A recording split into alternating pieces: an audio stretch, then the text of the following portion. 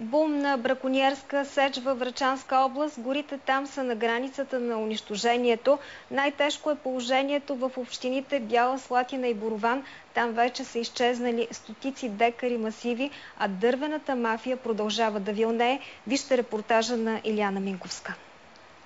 От 1500 декара широколистни гори край Бяла Слатина е останало само името Агино бранище, което напомня, че в тази защитена местност сечта е била забранена.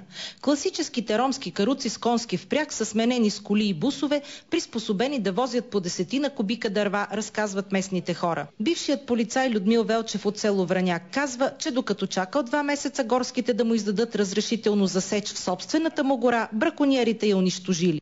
За кръчите им не трябват разрешителни. Те си имат разрешително постоянно. Постоянно. Денонощно разрешително. В община Борован само през това лято бракониерите са изсекли над 400 декара държавни, общински и частни гори.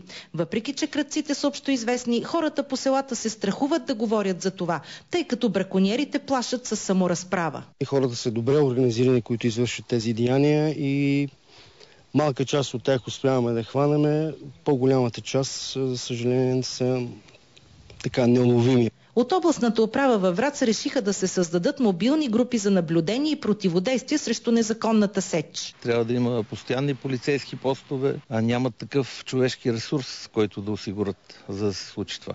От областната управа настояват МВР да пренасочи част от освободения ресурс на дирекция СОТ в помощ на лесничеите и полицаите по общини за опазване на горите от бракониери.